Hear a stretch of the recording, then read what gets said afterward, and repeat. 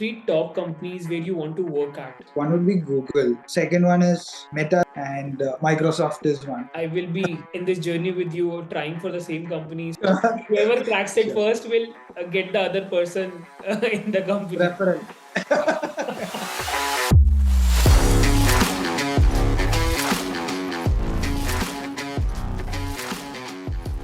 Hi everyone, this is your host Himanshu, and today we have our guest Mr. Serin Paul, who is a product manager at Gojek and looking after the product GoSend, which is a logistics product of having a door-to-door delivery for anything you order.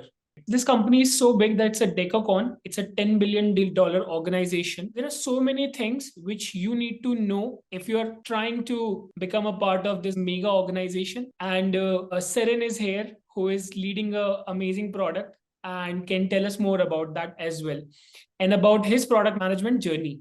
Serin goes above and beyond to help PM folks via ADP List, and he's very active on LinkedIn as well. I'm very excited to learn about his advices, how he wants to think in the right direction of product management and become a great product manager.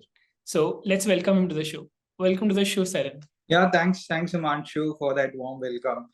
I really like the name of this show, The Humans of Product. I think we spoke on this earlier also. Yes.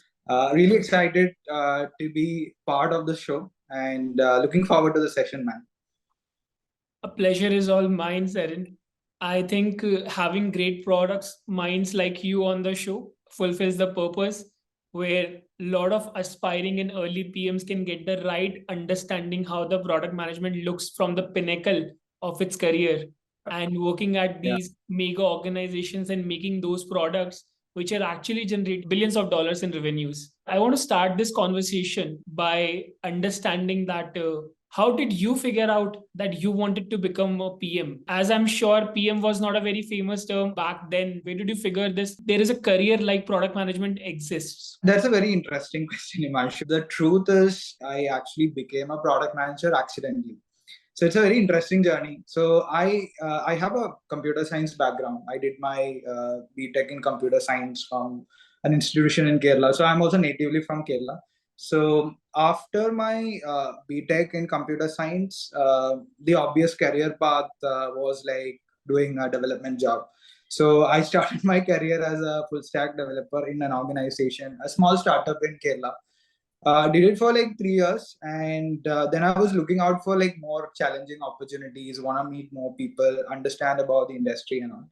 So that's when I thought like, hey, Bangalore is a place. Bangalore is the Silicon Valley, obviously. So I thought I'll move to Bangalore, look out for opportunities there. I was scouting for opportunities there, and interestingly, I met somebody from this company called Foofys, which was an agency business in Bangalore. They were primarily into this mode of helping other startups build their extended team. So let's say like you are a founder, you have an awesome idea, but you don't know how to build a team around it or a product around it. They come to this company, and what they primarily like acted as an extended team for them, right? I found this concept very interesting. I felt like this is something which I want to do because I get an opportunity to like start working with a lot of other companies. So I joined there as a developer, worked there for a couple of months, and then like into like after working couple of months there, I got like this opportunity to start like representing the team in their sales meetings and meeting all those stuff.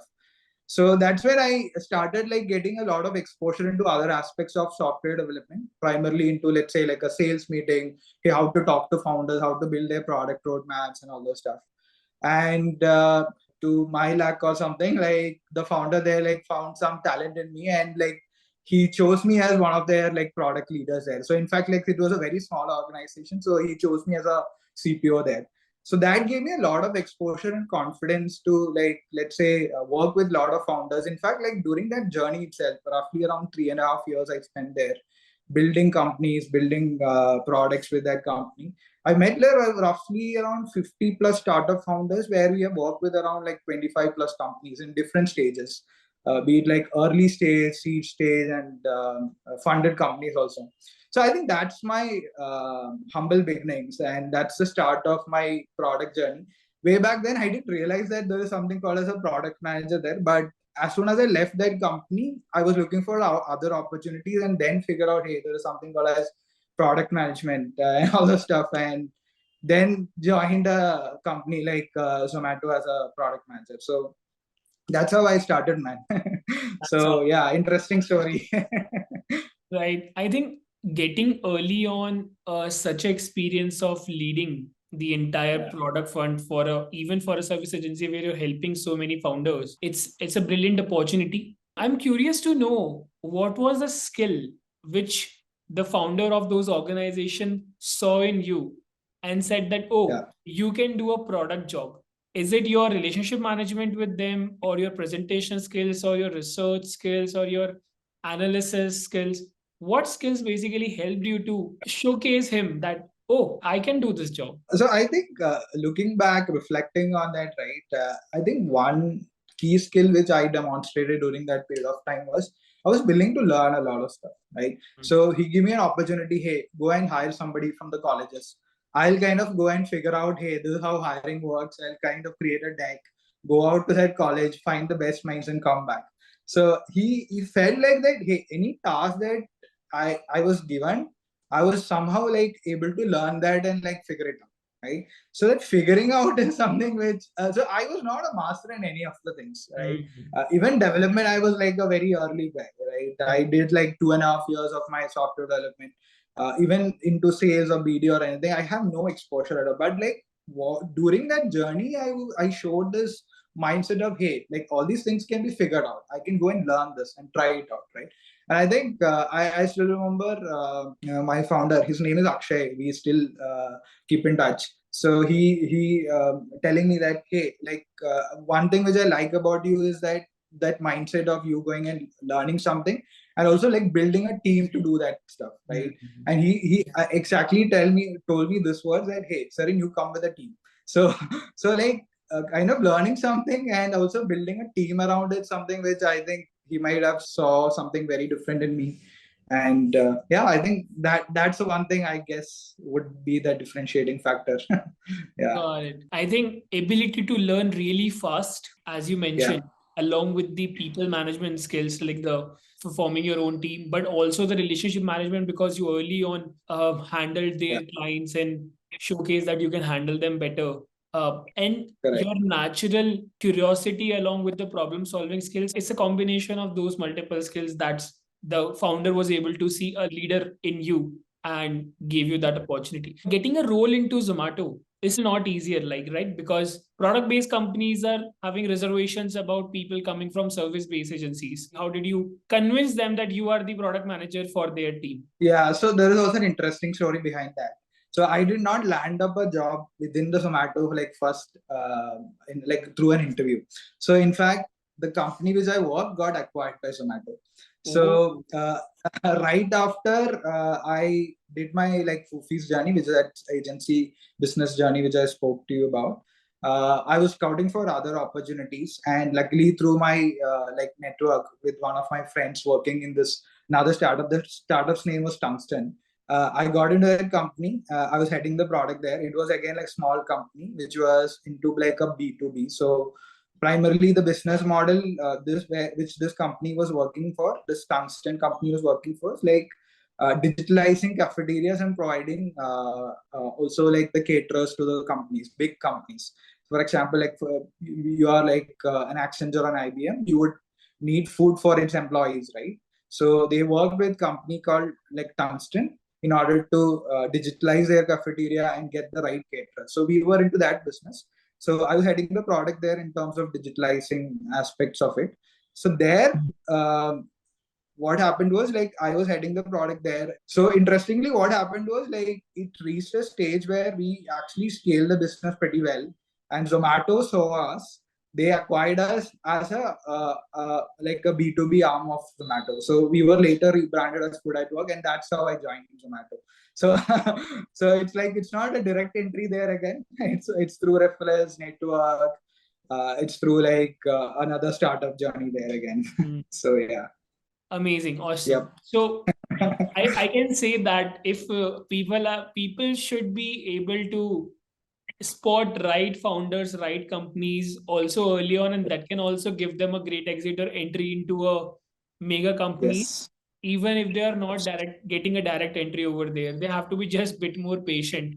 And I think it's Yeah. a great way. Matlab, you have not panned out. You wanted to do an interesting work. Your product management career was naturally shaping up without you being knowing about it. After Zomato, it's directly Gojek or something else. After Zomato, I moved to Singapore. Based on my experience working with Zomato, like a company in Singapore, like it is called Delivery Hero. I moved to Singapore. I was working there for a while, and then I moved to Gojek. So I did for like a few months there. I had to come back to India to be with my family and all. So yeah, after that I came to Gojek. Yeah. Very interesting. Tell us more about that transition from Zomato to Delivery Hero. What were you looking at that point of time, but you eventually landed this one? Yeah. In fact, I think the easiest entry I got was like the Food Panda or like the Delivery Hero entry. So, what happened was again, I was scouting for opportunities in LinkedIn. I was pretty active in LinkedIn then also, and somehow, like headhunter, right, reached out to me from Food Panda based knowing my experiences and all those stuff. So he saw my profile. He saw that hey, I have experiences in the food tech domain, pretty good experience he saw there. And he actually reached out to me saying that hey, there's a similar opportunity, and they are kind of like building a team who has prior experience in this. So that prior experience again became the stepping stone there also. But in fact, in this case, it actually came directly to me. I have never hunted for it. It actually came to my inbox saying, "Hey, Serin, are you interested in this opportunity? We are calling from this company and so on, so and so." So yeah, so it was a very different way I got it, but again, it was like from based on my previous experience, I got that role. Yeah. Got it. So basically, though it was inbound, but still your previous experience helped you to interview Correct. for them, and they were pretty much open with the visa and like getting the Yeah, process sorted. absolutely. So why So these in fact, they companies? offered everything, like the visa, like this. I mean, like the initial stay and everything. Pretty good package also. So yeah, it was a very smooth transition to move to Singapore. Like I got an opportunity to see the entire country. Yeah. Tell me, what are the mindset of these companies when they're trying to hire Indians? They will Yeah. get you on board to join in a different country for a different market. How that will Yeah. pan out for them from a talent perspective? So is it your general skill which can solve those problems? How they think Got about it. it? Yeah, I think the way they are doing that is primarily through their interview rounds, right? So they have certain set of rounds, let's say like user centricity evaluation round, like let's say the engineering concepts evaluation rounds, right? Or like let's say like communication rounds, right? So the way they do is like through their interviews, they kind of filter all those aspects, the general things you require in order to be a good product manager, and then they look also your other expertise, right? Like your market expertise or like your domain expertise and all this stuff, and then they kind of choose you, right? So they have a clear process for it, and that's when they are choose it, right? It's not only because I have prior expertise in food tech they take me, right? So they have a clear process around it to take a particular PM into that role. Yeah. Understood. You have traveled the world. You have like literally gotten every experience you could early on. It's so amazing. What is on your radar next? Suppose if you're thinking about the future of your career, which direction it's heading in? Yeah, so I am currently exploring few areas of product management, primarily things like AI product management and growth product management. So growth product management is something which I've been already working on. So, but I'm trying to learn more about it. But one area which I'm specifically now focusing on is like AI product management, which requires a slightly more different way of thinking, right? So the recent, you would have already read about the Chat GPT-3 and all those hassles and generative AI and all those stuff. I think this has kept me excited about this field. I have got like very little exposure into like ML related and AI related product management. So my interest currently lies in exploring more and learning more about it and trying to see opportunities around that. So yeah, that's something that I'm personally exploring currently, learning more before actually taking a job in it. But so personally learning a lot around those aspects. Yeah. Got it. So basically, this is what you're trying to learn, the growth areas, growth levers of Yeah. the product management space, or the primarily the AI product management, all the Yeah. nitty-gritties to build how those AI products can help the Correct. business eventually, and the new Correct. categories or new verticals can emerge out of this technology itself. That's what you're trying to figure out. Awesome. Correct. Correct. Awesome. I think totally makes sense. So this is one of my favorite question. How you're helping yourself to become 1% better PM every day? Yeah, I think this is a question which I keep asking myself every day. But I think one thing which clearly stands out to me is three things, right? Which primarily I do, right? One is like observing keenly, right?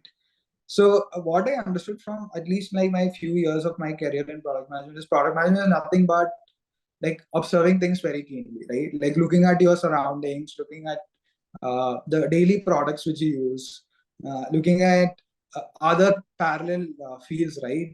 It comes very naturally to me a very curious guy. So, so observing is one key skill I think very important to improve as a 1% product manager. Second thing is you learn a lot of things on the way, but if you don't like record it or write it down or let's say document it well, it's very difficult for you to recollect it later. So that's the second part, recording it, right? So you observe things, you record it, and finally executing it, right? So you have like a lot of observations, you record it, but if you don't try it, then no, there is no use, right? So using it right in appropriate places, be it at your workplace or be it in your life, be it in like anything small thing you do, right?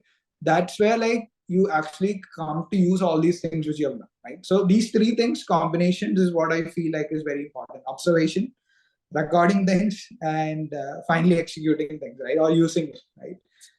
And if you do these things better, like I think you can improve yourself as a product man. That's my philosophy, at least, for improving myself. So you're doing all these things on a daily basis consciously in every task you do, Yeah. and that's how you are helping yourself to become better. Yeah, I try to. I consciously try to do it. At least that's a framework I have kept my mind. So I have like for observing, it's something like you consciously try to observe things. But for recording, I have tools for it, right? So I use Notion for it in order to record my thoughts, right? I have specific categories where I record things. Actioning is again right based on your observation and your records. Like you try to use it the right places. So yeah, having a mechanism around it is also important, and that's how I do it. Yeah.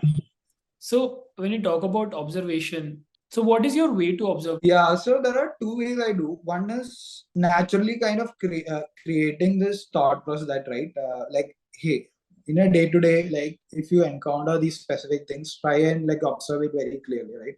So I was interestingly like last day while I was going in my car, I saw this prompt.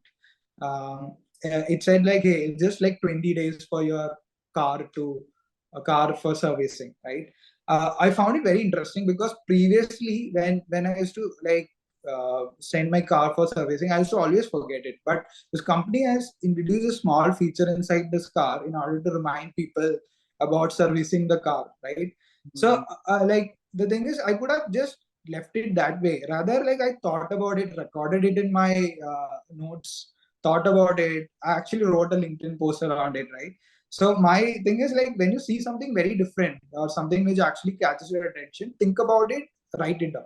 Right? That's a mechanism, right? Other way I explore things is like I like every like 3 months I try to explore like one new domain, right? Currently, as I said, I am exploring more on the AI product management. So I kind of like consciously take a topic and try to dig deeper into it. So that's another way I try to do it.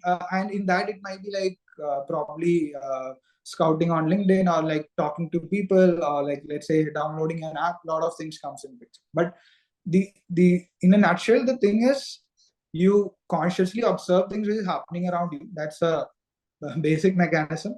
And then like you take a specific topic and go deeper into it. Right? That's the two ways I try to do it. Yeah. Got it. So, is there also any template you have for recording what all you document? Yeah, so typically I have like my basic structure, right? So like things like, hey, what are the things which I want to improve in my basic life, right? What are the things I want to like improve my work. There's a main two categories, right? Under that, I try to like add things, right? Like things which I learn and all the stuff. The I don't create too much structure into it, but like try to create like these broad categories, and from there, like when I see inspiration, I try to add categories, right?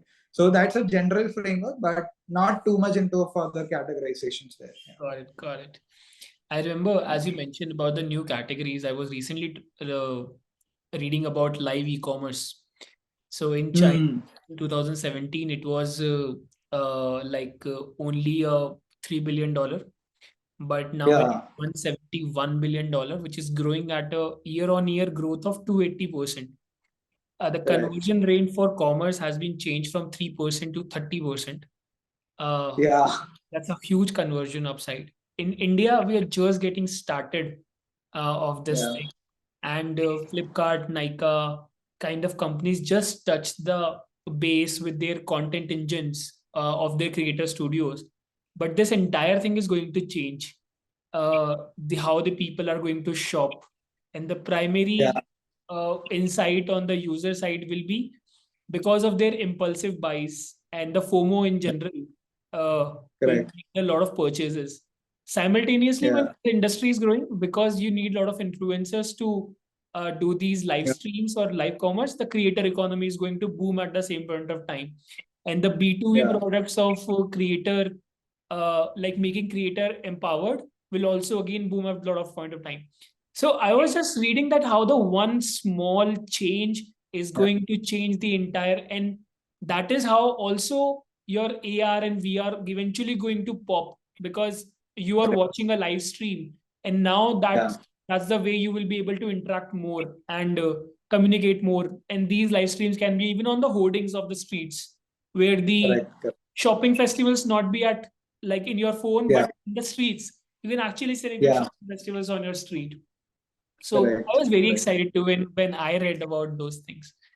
Yeah. Anyways, Interestingly, right, when you told the story, I remember like last day I was having a communication with my designer, and he shared me this like video, behind the scenes video of a warehouse where they are doing like the live streaming. So it's a warehouse in Indonesia where like there are like 5, 6 kind of people with a ring light standing with a phone and trying to sell things live.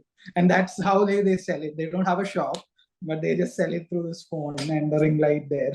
so, so yeah, I exactly, was just remembering exactly. that. That's what we are talking about. Exactly. Tell me about this, Sarin, that how your day looks like at Gojek. My day typically is divided into 3 sections. A normal day, like there might be some firefighting days also, but but yeah, typical day is mostly divided into 3 parts. One is like mainly alignment meetings, right? It would include your stand-up meetings with your engineering teams, your design research teams, and all the stuff. Second, it is about the analysis time, right? Like the time you spend like analyzing your dashboards, the health metrics dashboards, your product metrics dashboards, a recent feature dashboards, and all this stuff. Third is like the biggest chunk where you spend time on actually creating stuff, right? Writing PRD, like going through your research and all this stuff. So yeah, typically this is a three main chunk of it. Within that, there will be small things coming in, right? But yeah, this is the three main things. Yeah. Got it. And what is your favorite out of all three? Uh, I I like the creation time and also the first part, the alignment part. So I like to spend time with people. So so I think Got these it. are the two main things. Yeah. Analysis is also good, but that's a bit lonely part. So, What do you see the biggest challenge as a PM today? You have like worked across multiple companies. After all that experience, what is the biggest yeah. challenge for you as a PM also today? So I think the biggest challenge is every organization is very different, right? Hmm. You can't templatize, right? So for Yeah. example, let's say you have one experience in your first company. If you take that same thing and try to do the same thing in the second company, it will not work, Yeah. right? The mindset of the stakeholders there, like the stage which the company is in, like the processes there, everything is different. The kind of problems I faced in like my previous company just before joining Gojek was very different from what I'm facing in Gojek, right?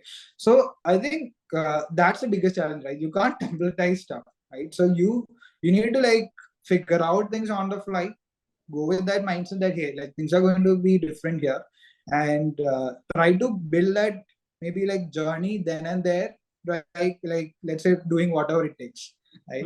So Hmm. that's the most important thing, and I think that's challenging also, right? It's not like an easy thing, right? You'll have to do 100 things in order to like find the right place in that company, right? So yeah, I think that's also like something which I faced in Gojek also. But I think since I've been like here in Gojek now for like roughly more than 2.5 years, I've started becoming comfortable here. Early, when you get into that or the first year, it can be really challenging to adapt to that new company. Got it. As you mentioned, I think I very much agree to the point that you have to almost build everything on the fly and Yeah, solve the challenges. That's how it yeah, is. Organizations are pretty much different. People are different, so obviously can't correct. templatize it. But yeah, Yeah, like the one thing I feel is the most challenging at this point of time is all these stakeholders are trying yeah, to go after their agenda. Like they have their mm, personal aspirations, which come in between yeah, the objective of the business. And yeah, you know that they are on a team, but they are acting as an opponent. So, yeah, how to get the value out of them in a most productive way, but you know also don't want to be dishonest or you don't want to yeah, be extremely diplomatic. Otherwise, you lose the authenticity and eventually you lose the trust. There is no influence which stays yeah, after that time, and then you can't get the things done like for a longer period of time from them. So yeah, I feel that this entire understanding of how you having a personal goals, ambitions, you want to like move yeah. your charter up, keeping that thing in mind, but also influencing you in the directions that we together will move into the positive direction where the business should go at is one of the So, biggest challenge I feel. How do you manage like conflict within your organization? so this is what I believe in, right? Like, if your goals are clear, if your strategy is clear, there would be less conflicts, right? So the first part is having your goals and strategy clearly written somewhere, right? Circulating it to the team, keeping your stakeholders or your team aligned to it, right? Once you do that, then it becomes easier for everybody to like take a common decision, right? So somebody, let's say there is a conflicting priority between a business and a tech, right? And then you can use all your frameworks there, right? Like let's say your RISE framework or any framework you can then easily use to like remove the conflict there, right? But the biggest problems I've seen is like this goal and the strategy is not clear, right? That's where everything starts from, right? So one guy would be telling that, hey, let's do this thing, and the other guy would be telling you, let's do another thing, but they don't have a common ground, right? So I think that setting that common ground is the first part, and then like things start. I think then it's up to the PM to then clearly show, hey, with the RISE framework, this is what comes into uh, prioritization, right? This is something which we can like still wait for, right? Clearly take logical calls after that. Yeah. So I think that's the mindset I think we should keep there. A very interesting journey, I think, very unique experiences, and the way you're trying to improve your career is also very interesting. Tell me about this thing. What is product management? Yeah, I think I have a similar answer to that. For which the same thing I spoke earlier, right? Product management is nothing but like observing things around you, like structuring it out, right? And then like going and like building it or experimenting it, right? So I've seen like people build different stuff, but most of the time it is based on the inspirations they've got from different experiences they had around it, right? Hmm. So consciously like observe things, record it down, and try to combine those things, right? And another important aspect is as product managers, you should be able to envision stuff, right? Hmm. So you are kind of building something from scratch or completely new, right? Which other people can't do it, right? Or like other people don't have the persistence to kind of continuously build on, right? So have that while you do all these things and you build the first step, you should have the perseverance or like the mindset in order to continuously envision things and continuously build on top of it, right? And the envisioning part is one thing which again makes a PM very unique, right? Other people can't like see that, right? So let's say like some the product which you work or like the product which I work, right? Nobody would have seen it in that way, right? Like the your unique experiences, the observations you have made have actually created it, right? So it's a creation aspect. You should have that mindset to envision things and build things, right? So that's it, yeah. Okay. The observation and envisioning stuff early on. Yeah. how I think about it, I think is finding the right problem in the right space at the right point of time, uh, Absolutely. and then going after it to build a valuable business. I'm completely agree to those words that you need to observe a lot around your customer, what is happening in the market space, what is happening in the business, and then make a meaning out of it to make a product successful.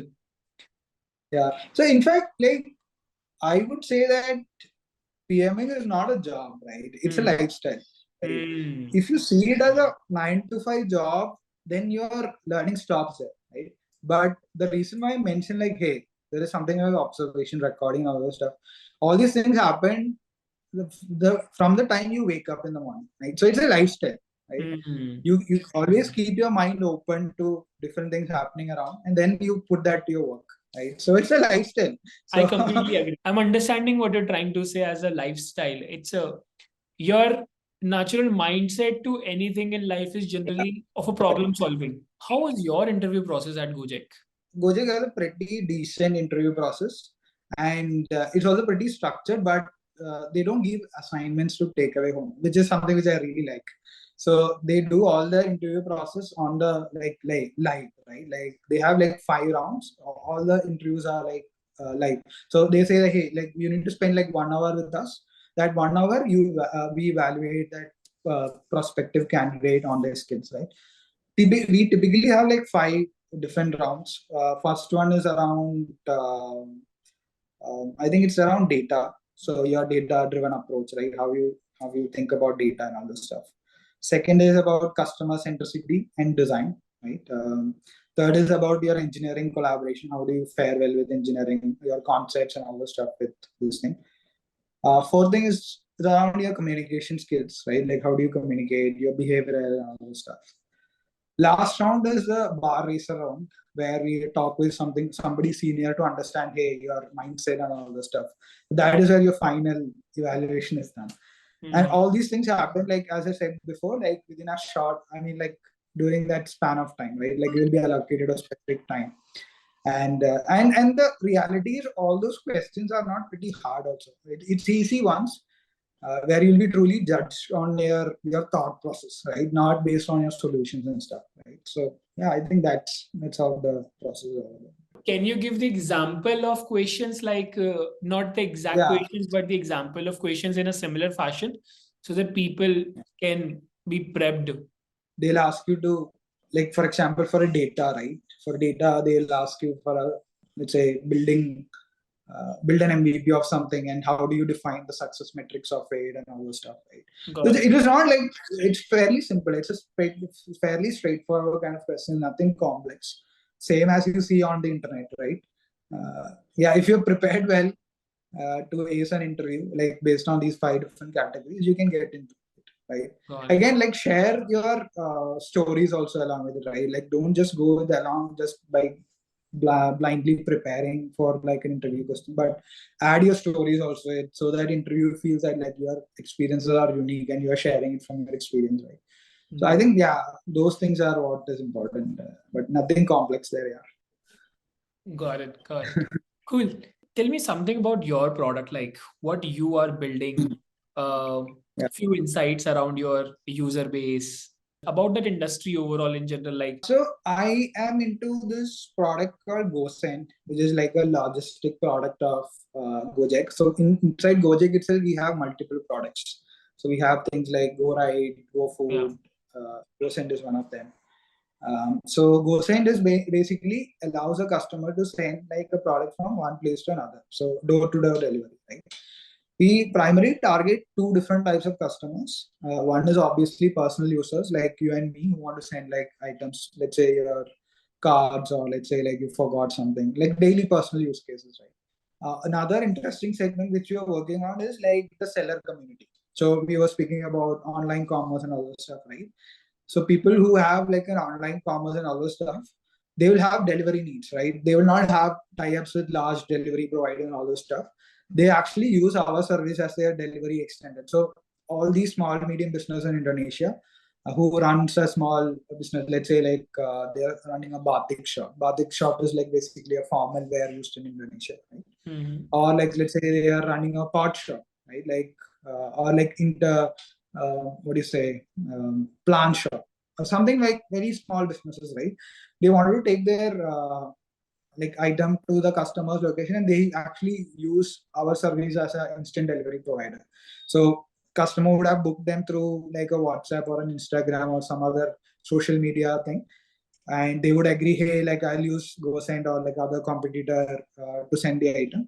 If they choose GoSend, they will ask the address, like to address and from address, and then they use our service, right, in order to send the item.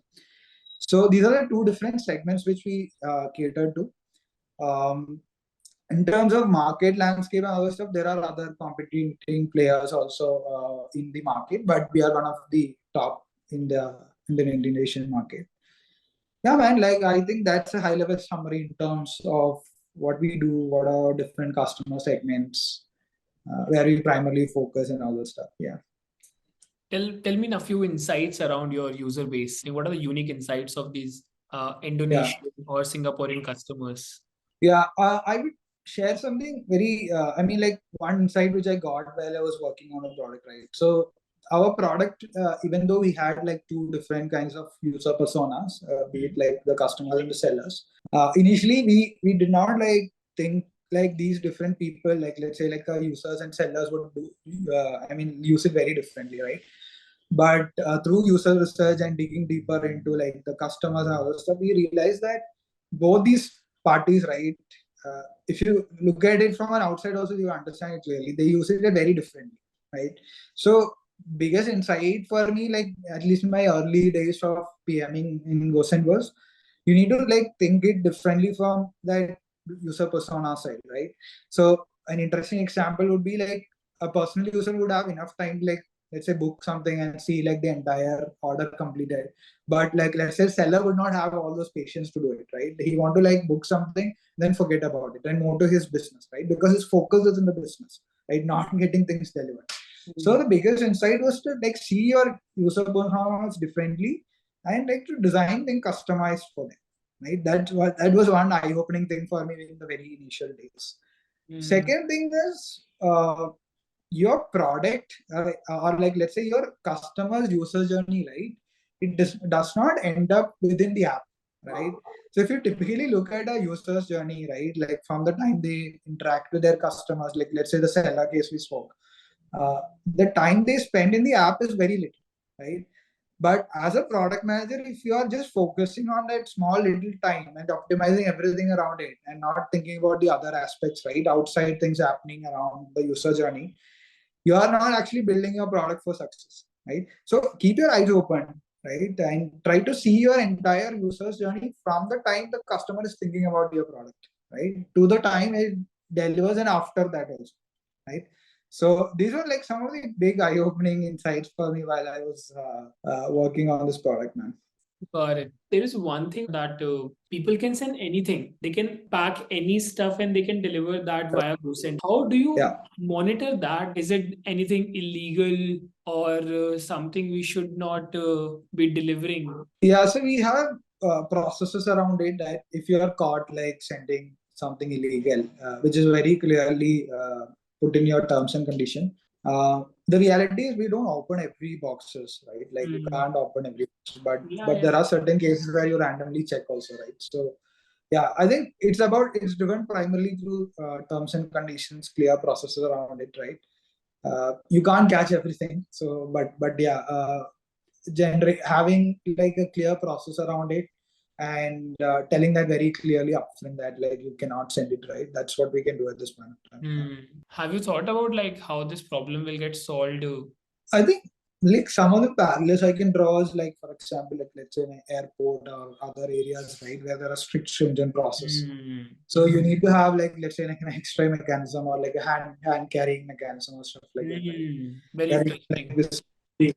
Yeah, I think those are the things, but again, right, all those things also come with a cost, right? So you can't think at that level at this point of time, but definitely, right, in the future when we have stricter government regulations and all this stuff, around those. I think we'll have to move to things like that. We'll have to think innovatively, probably come with something like a, let's say, like hand scanner kind of stuff, right? So yeah, I think that's the only way. Yeah, without clearly validating it or checking it, I don't think we can figure it out also, right? Yeah. Got it. Got it. It's a rapid fire time. Yeah. One of the best. Though I'm no coffee with Karan. Get some gossips out of it. You have to choose one. Okay. Got it. Money, power, or fame. I think money. Money is what I'll choose, man. Why? I think with money, I'll be able to buy time and freedom, and then I can get into all the other things. I have a Yeah. perspective on this one that the people who choose money over power are the Yeah. ones who want to do it the right way, because they feel Okay. that once they get the money, they will Yeah. try to make more money and they will become powerful eventually to influence a lot of things. But the Yeah. people who say that they want power and then they will get money, they are thinking about the different routes to get money, Yeah. which is not the Yeah. legal route. So, startup or big tech, like where you want to I work? think, yeah, I think with the current stage of life I'm in, I will choose big tech.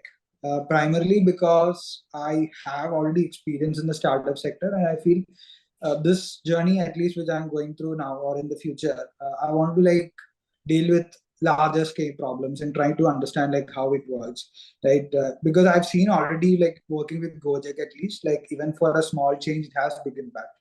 And I think, let's say, imagine with a bigger company than that, it would like be massive, right? So I think big tech for now. Got it. Got it. Three top companies where you want to work at. Three companies which I want to further work on is, one would be Google. That's my one of them. Second one is Meta is one, and Microsoft is one.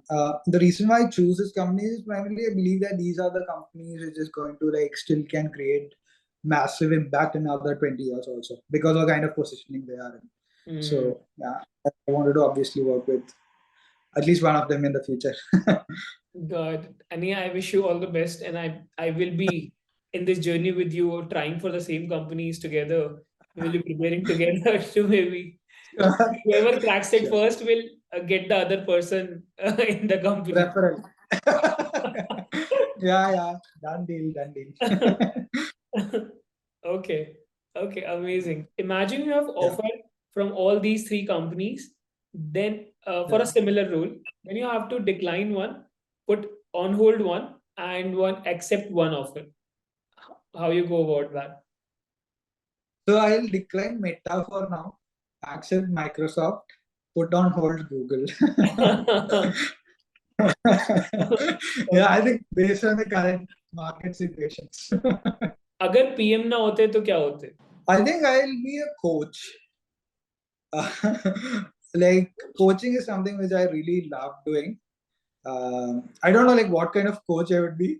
I experiment with different types of coaching. Even like I love to be a football coach also, but coaching generally is something which I really love doing. So I would be some or the other coach, maybe a football coach or like some maybe like some other like. Amazing. One movie you like to watch again and again. I think I'm not sure if you've seen this movie. It's called Peaceful Warrior. This movie is something that I've seen like maybe roughly 11 or 12 years before. But that name and the kind of movie still resonates or like kind of stays in my mind. So it's basically a story of a guy who is basically a gymnastics guy. His story, like how he was like a superstar in college and all, but one day he meets with an accident and then like his life turns and then how he comes back to life. It's a very nice movie. There is a little bit of coaching and other aspects also coming into picture, which made it personal favorite for me. But yeah, that's something which I'll recommend everybody.